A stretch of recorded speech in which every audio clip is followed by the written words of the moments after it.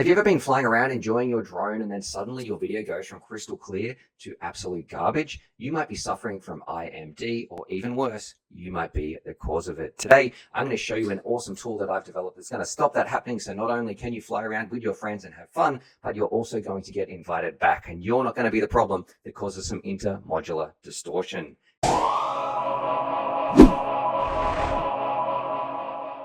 G'day, Stu from UAVfutures, and today you really are going to learn something. Now, we have this tool right here that I have built. This is for pilots. When they get together, they can put their systems in here. This is going to be linked down below, and you can fly around with whatever system you want. It's really easy to use. You add it in here, and it's going to tell you the exact frequency to use to reduce this phenomenon known as intermodular distortion. Now, what is that, you may ask? Well, to quote Bardwell, you might be learning something today, and a whole bunch of fancy maths. I've got the formulas for it up the top right here, but essentially, when two frequencies combine, they will have a third effect on a third frequency. And I've got my little Venn diagram right here. Pilot 1, he has no problems flying around with pilot 2 or 3. Pilot 3, he can fly around over here and also have no problems down here with pilot 2. And pilot 2 can fly with both of these as well. However, if all three of these fly at the same time, some of these frequencies will combine and have an impact on the third frequency, which means if all these guys are flying, someone could be having a bad day. And that's the essence of what intermodular distortion is. Now, rather than figure out all that complex maths himself, don't worry, I have built the tool for you. All you need to do is head over to diyfpv. Check this out. We've got our channel organizer right here, and it is really simple to use, and it will avoid that intermodular distortion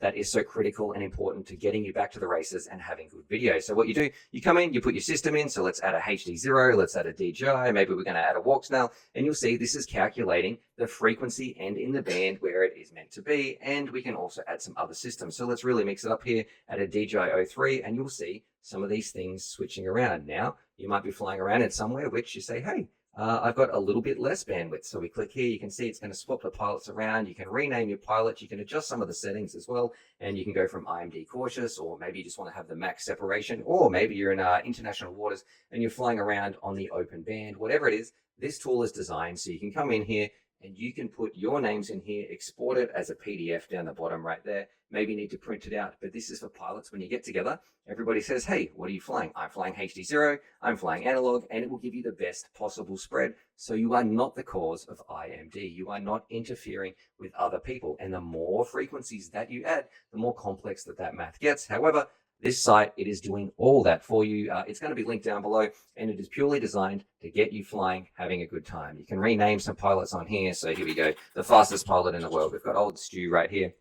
And then you can also delete some pilots if you don't want to have them. I think I just deleted myself, and it is going to recalculate that to give you the best possible frequencies as well. And in the future, we're going to have some things for multi-GP. We're going to have some, I guess, gold standards that they use here in Australia for like a fast 6 racer. We're also going to be adding left hand and right hand. But these tools are what I wanted when I started FPV over a decade. And it's thanks to Tom's and the diyfpv team that we can actually give this back to the community so people can get flying. That's what diyfpv is all about. You can go check it out. The link is going to be down below. And you know what?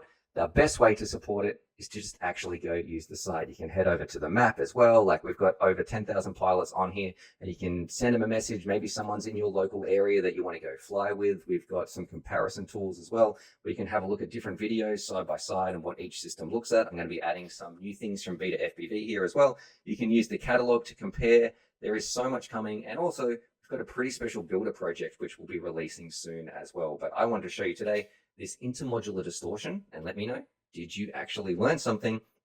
And hopefully this is going to get people flying. So if you've been wondering, why is it that I can fly with 2 of my friends, but when we're all flying together, that third pilot never has a good time? Well, this is your answer. It is intermodular distortion. Did you learn something today?